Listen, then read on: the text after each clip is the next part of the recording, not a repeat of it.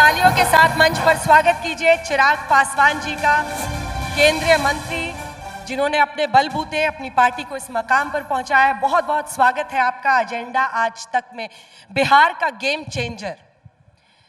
अभी तो जनता यही तय करने की कोशिश कर रही है कि आपको देखें या आपकी राजनीति को देखें। लोग थोड़े कंफ्यूज रहते हैं, तो उनसे क्या कहिएगा? हमें ही देख ले।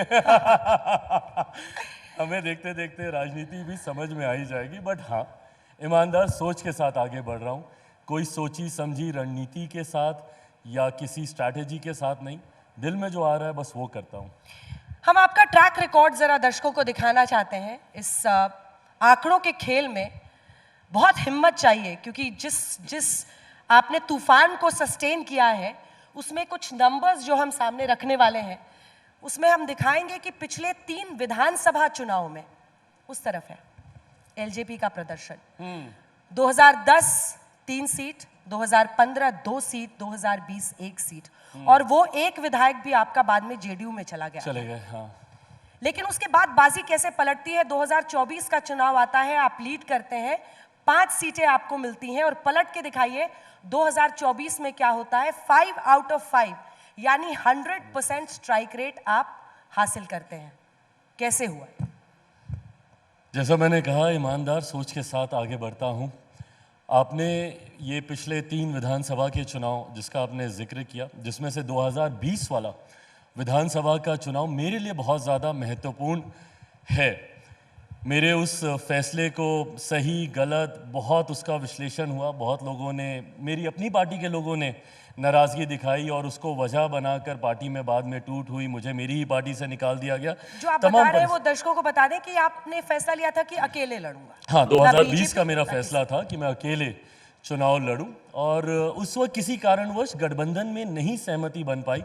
मेरी सोच अलग थी, जिसकी वजह से एनडीए गठबंधन से अलग होकर मैंने चुनाव लड़ा। मेरा समर्पण मेरे प्रधानमंत्री जी के प्रति तब भी इतना ज़्यादा था कि भाजपा के सामने मैंने उस वक्त भी कोई प्रत्याशी नहीं उतारा था और अकेले मैंने चुनाव लड़ा। मुझे लगता है कि मेरी सोच बिहार को लेकर जो है, बिहार फर्स्ट बिहारी फर्स्ट, उस सोच को मैं गांव-गांव तक पहुंचा पाया उस चुनाव के दौरान।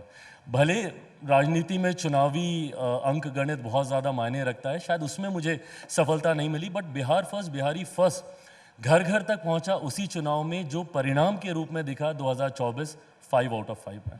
युवा बिहारी का एक कॉन्सेप्ट आपने लोगों के बीच में रखा, क्या है ये कॉन्सेप्ट? क्योंकि तेजस्वी यादव कहते हैं वो भी युवा बिहारी हैं।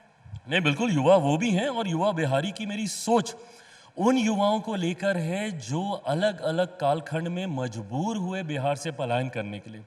आज हम लोग दूसरे राज्यों में जितने बिहारी को देखते हैं, आप भी उनमें से एक हैं अंजना जी, ये वो समय था जब बिहार से लोगों को पलायन करने पर मजबूर होना पड़ा। कोई अपनी खुशी से अपना गांव घर छोड़कर बाहर नहीं गया, और मुझे इस कहने में कतई कोई संकोच नहीं है। आज की तारीख में बिहारी आपको हर जगह दिखेंगे, मीडिया हाउसेज में बड़े बड़े पदों पर दिखेंगे, बिजनेस हाउसेज में सीईओ सीएफओस के पद पर आपको बिहारी दिख जाएगा। नीडलेस टू से आईएएस आईपीएस ऑफिसर्स आपको बिहारी दिख जाते हैं।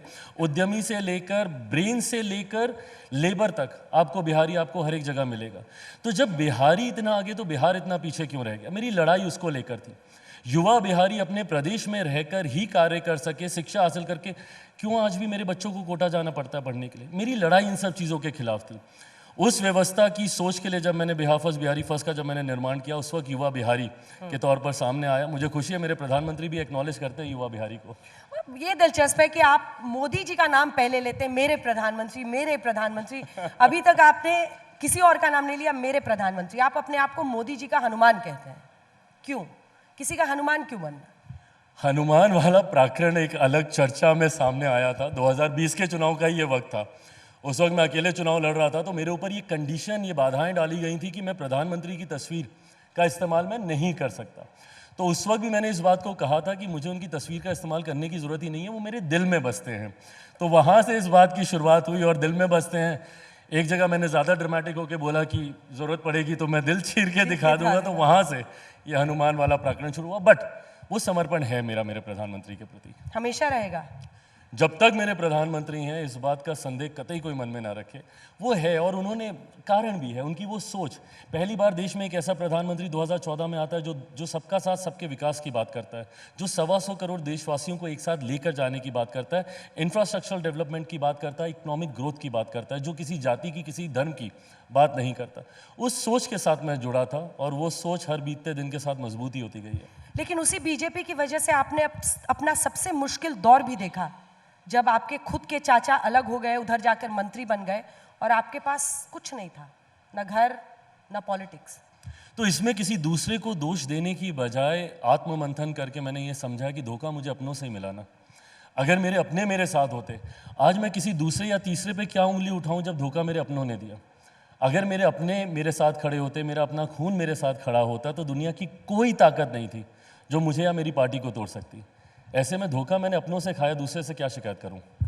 फिर आपने ये इकट्ठा किया 5 लोगों का एक जमावड़ा, मतलब उसमें आप देखें जिनको आपने टिकट दिया है उनका राजनीतिक अनुभव शून्य था।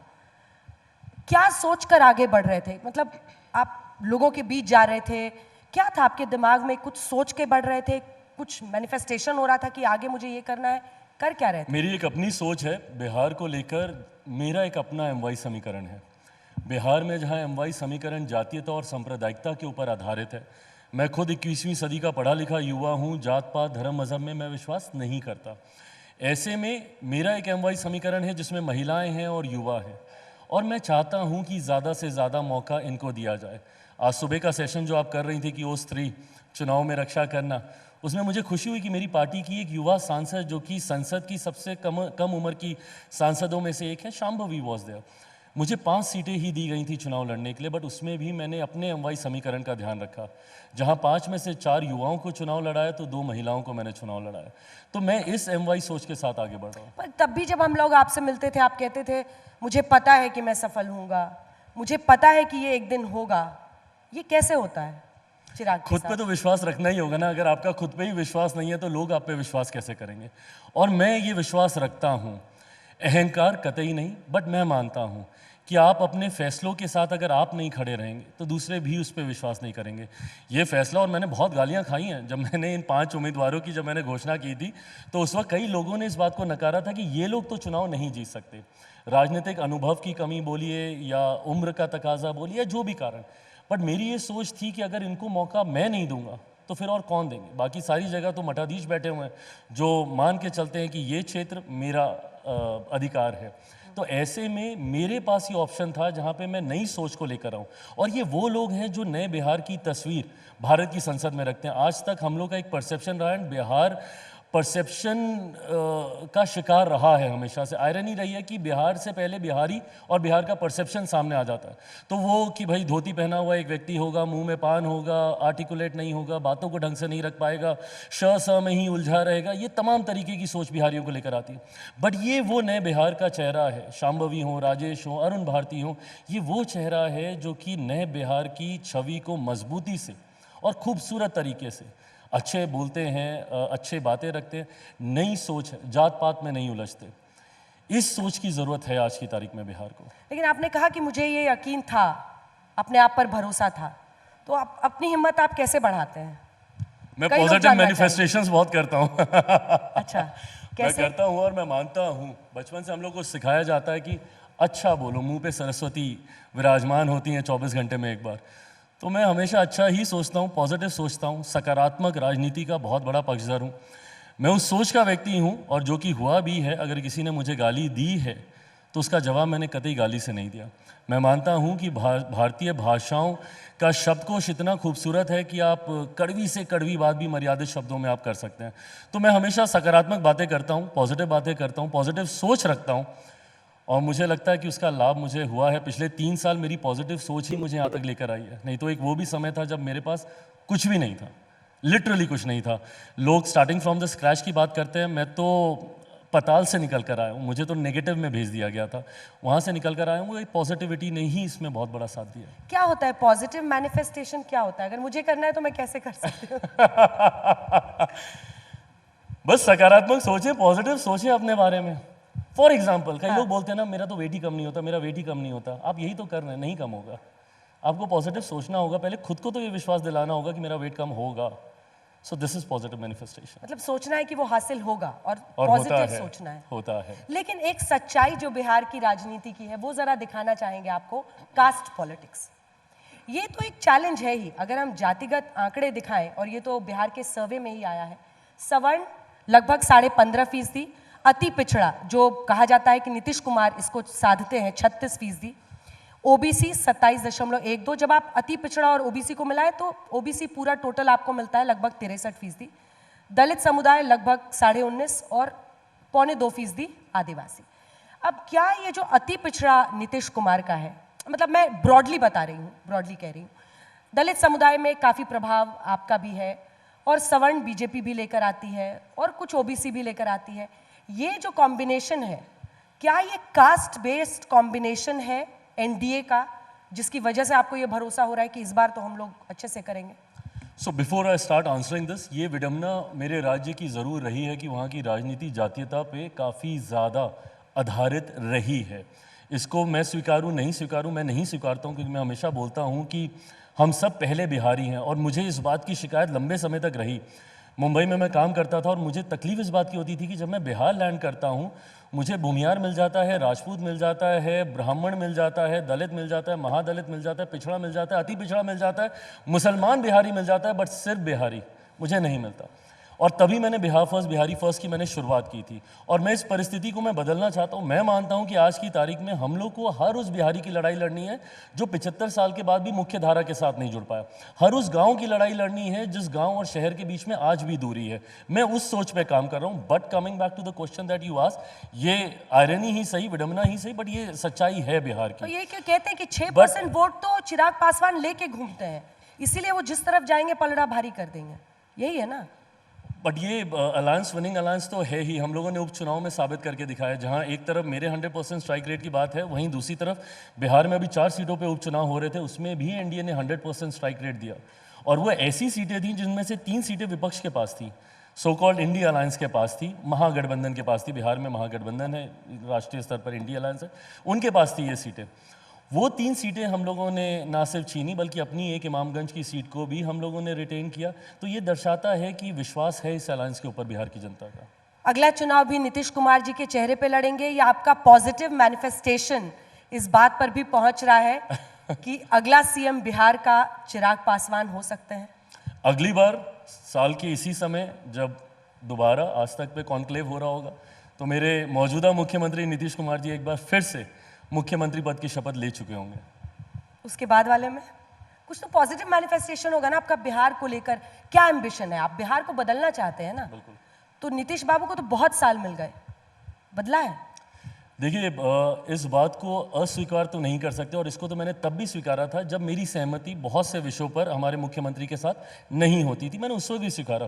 2005 के बाद जो बिहार ने बदलाव देखे हैं वो मौजूदा मुख्यमंत्री की वजह से ही देखे हैं। उससे पहले का वो जो जंगल राज, पलायन की वो तस्वीरें, जो अगर कोई बदल पाया है तो मौजूदा मुख्यमंत्री पर। मैं इतना भी, उतनी ही विनम्रता से मानता हूँ कि अभी भी कई कार्य करने बाकी हैं in terms of infrastructural development, in terms of industrialisation.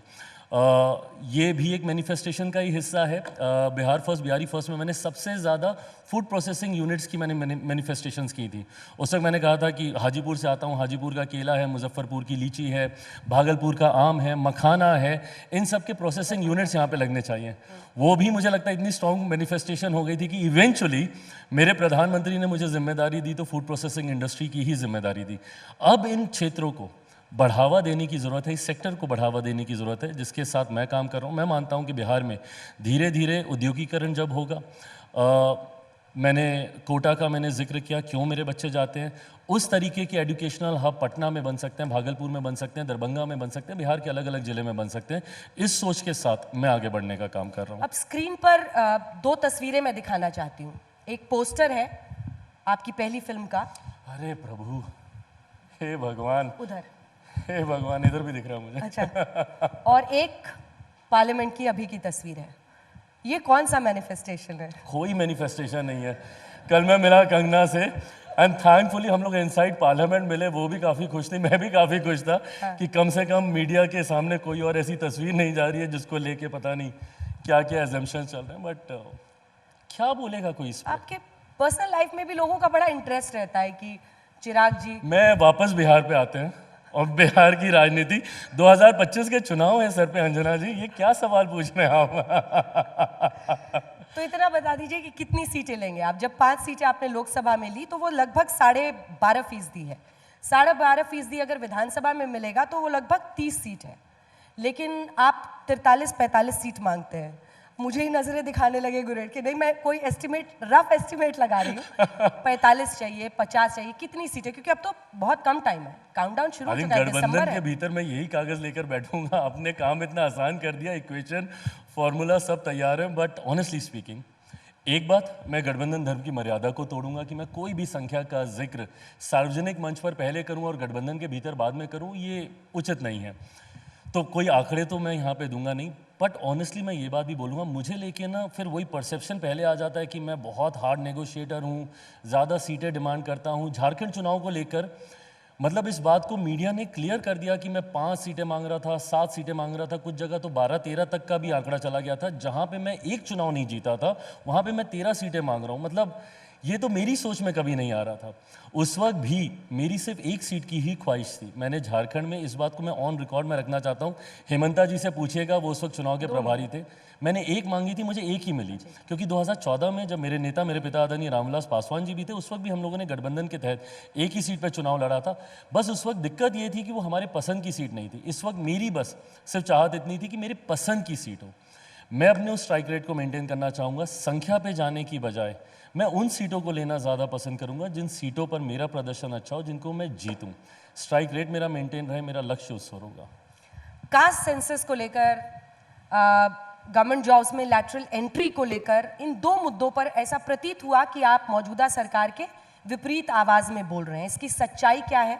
और कई लोग मानते हैं कि आप एक दरवाजा तेजस्वी यादव के साथ भी खुला रखना चाहते हैं अगर पोस्ट पोल अलायंस की जरूरत बिहार में बने। क्या वो दरवाजा खुला है? क्या पैर आपका है? दरवाज़ा से मेरे चाचा ने मेरे लिए बंद किया था, उसके अलावा तो मैंने कोई ऐसा दरवाज़ा देखा नहीं जो बंद हो। बट अगर आप राजनीतिक दरवाज़ों की बात कर रहे हैं, मैं इस बात को स्पष्ट कर चुका हूँ। मैं कोई प्रेशर पॉलिटिक्स का मैं विश्वास नहीं रखता। मैं इस बात को कहता रहा हूँ, मैं पुनः इस बात को दोहराता हूँ, जब तक मेरे प्रधानमंत्री मौजूद हैं तब तक मेरा समर्पण पूरी तरीके से इस गठबंधन के साथ है। कितनी भी परिस्थिति विपरीत क्यों ना हो, 2020 से ज़्यादा तो विपरीत नहीं हो सकती। मैंने उस वक्त कोई चांस नहीं है तेजस्वी यादव से अलायंस का? कोई चांस नहीं है। पॉलिटिक्स में you should never say never. But मैं इस बात को ज़रूर कह सकता हूँ डंके की चोट पर कि जब तक मेरे प्रधानमंत्री हैं, मेरा पूरा समर्पण और पूरा साथ मेरा उनके लिए है। उनके साथ मजबूती से मैं खड़ा हूँ और मैं मानता हूँ कि ये साथ इतना मजबूत है, ख़ासतौर पर बिहार के परिप्रेक्ष्य में मैं देखूँ। ऑल्टरनेटिव अलायंस की सोच आप तब रखते हैं जब मौजूदा अलायंस वर्क नहीं करता या डिलीवर नहीं कर पाता, जबकि ये 100% विलिंग अलायंस है। मैं मानता हूँ जिस मजबूती के साथ हम लोग आगे बढ़ रहे हैं, यही मजबूती अगर बरकरार रही, 225 सीटों से ज़्यादा सीटें जीतकर इस बार बिहार में हम लोग सरकार बनाएंगे। ये अलायंस वो ताकत रखता है। कास्ट सेंसस पर आपने कुछ नहीं कहा।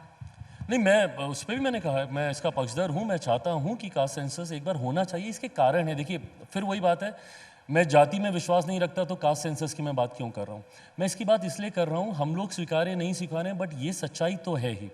ऐसे में वो आंकड़े सरकार के पास होने ज़रूरी हैं जिनको मुख्य धारा के साथ जोड़ने की सोच के साथ आप नीतियों का निर्माण करते हैं। कई बार स्टेट गवर्नमेंट ने किया है, सेंट्रल गवर्नमेंट भी करती है, अलग अलग जातियों को मुख्य धारा के साथ जोड़ने के लिए पॉलिसीज बनाई जाती हैं। ऐसे में उनकी आबादी कितनी है, ये आंकड़े सरकार के पास तो कम से कम होने चाहिए। उसी के अनुपात में आप राशि का आवंटन करेंगे। तो मैं मानता हूं, मैं सार्वजनिक करने का मैं पक्षधर नहीं हूं, क्योंकि पहले हम लोग जाति के नाम से जाने जाते थे, फिर परसेंटेज के हिसाब से जाने जाएंगे। तुम 5% वाले हो, हम 10% वाले हो, तुम 13% वाले हो, कोई मतलब नहीं है इस विवाद को बढ़ाने का। बट हाँ, ये आंकड़े सरकार के पास ज़रूर हों ताकि उन नीतियों का निर्माण सही ढंग से हो सके। बटेंगे तो कटेंगे का नारा आपको सूट करता है? आज 2 लोग, प्रियंका वाड्रा गांधी ने तो पहली बार अपना भाषण दिया सदन में, अखिलेश यादव, दोनों का कहना है कि देश में डर का माहौल है और चुनाव रिग होता है। आपका बटेंगे तो कटेंगे नारे पर क्या स्टैंड है, और क्या देश में डर का माहौल है मौजूदा सरकार में? उनके इस आरोप पर जवाब। पिछले 10 साल से ये नैरेटिव सेट करने का प्रयास कांग्रेस के नेतृत्व में तमाम उनके घटक दल करने की कोशिश कर रहे हैं। इसी नैरेटिव के साथ 2019 के चुनाव में गए, इसी नैरेटिव के साथ 2024 के चुनाव में गए। जनता ने सिरे से इनको नकारा। ये वही लोग हैं जो जाके वोट देते हैं। अगर डर होता तो वोट आपके पक्ष में जाता। और उसके बाद जो एक और काउंटर नैरेटिव सेट किया जाता है कि ईवीएम मशीन्स रिग्ड हैं, चुनाव रिग्ड हैं, तो मुझे बताएं जिन सीटों पर आप जीत कर आए हैं या आपके इतने सांसद जीत कर आए हैं, तो सबसे पहले तो आप सब इस्तीफा देना। क्यों स्वीकार रहे हैं? उसी ईवीएम मशीन से जीते हुए लोग उसी विधानसभा, उसी लोकसभा में बैठकर बोलते हैं कि गलत है। इसका मतलब फिर आपका भी चुनाव गलत है। और अगर आपको इतना ही अविश्वास है चुनावी प्रक्रिया पे, तो घोषणा करें ना कि आप अगला चुनाव नहीं लड़ेंगे। फिर क्यों जाते हैं आप चुनाव लड़ने? झारखंड में पूरे ताम झाम के साथ आप शपथ ग्रहण करेंगे, विपक्ष के तमाम बड़े नेताओं को आप लाएंगे। ये भी उसी ईवीएम मशीन से जीता हुआ चुनाव है ना। आप शपथ ले लेने से मना कर दीजिए, तब मैं मानूंगा कि आपकी सोच सच्ची है। इतनी ईमानदार है और इतना ही विश्वास है आपको आपकी सोच पे, तो ये कड़ा फैसला लीजिए ना। नहीं ले कोई भी जीता हुआ सांसद विपक्ष का, जीता हुआ विधायक विपक्ष का शपथ लेने से इनकार कर दे, नहीं जाए, अपनी सीट की जीती हुई सीट को नकार दे, तो मैं मानूंगा आपकी सोच सही है। बट जहां पर आप जीते हैं, आज प्रियंका जी जीत कर आई हैं, बट उसी ईवीएम को अगर आप कोसेंगी तो उसी ईवीएम ने आपको जिताया। तो एक जगह वो सोच सही है, दूसरी जगह वो गलत है। ये सेलेक्टिव क्रिटिसिज्म जो विपक्ष का है, इसी को जनता नकारती है। आखिरी सवाल जिससे सबसे बड़ी खबर निकलने वाली है, इसका जवाब जरूर दीजिएगा। एक तो ये बिल्डअप पहले शुरू जो होता है ना जी पूछे। आप बिहार विधानसभा चुनाव किस वर्ष में लड़ेंगे? विधानसभा चुनाव मैं लड़ूंगा जरूर, मैं ये मानता हूँ। मैंने इस बात को शुरू से मैंने क्लियर रखा है। मेरा राजनीति में आने का कारण ही बिहार रहा है, और मैं राष्ट्रीय राजनीति, unlike my father who was very clear and he was very focused that he want to be in the central politics, मैं अपने आप को राज्य की राजनीति में मैं ज़्यादा देखता हूँ। 2025 नहीं तो 2030 में आप ज़रूर मुझे एक विधायक के तौर पर देखेंगे। क्या बात है, तालियों के साथ बहुत बहुत धन्यवाद, क्योंकि 2030 में फिर शायद वो पॉजिटिव मैनिफेस्टेशन बिहार सीएम वाला बढ़ेगा आगे। बिहार सीएम वाला नहीं, मैंने विधायक का जिक्र किया है। बहुत बहुत धन्यवाद आपका Chirag Paswan. Thank you Anjana ji, thank you so much. लेकिन जाने से पहले आप अपना एजेंडा जो है आज तक के सामने जरूर लिखें। वो एक चीज जो आप सोचते हैं कि देश में होना चाहिए, इधर आकर लेफ्ट साइड। Thank you.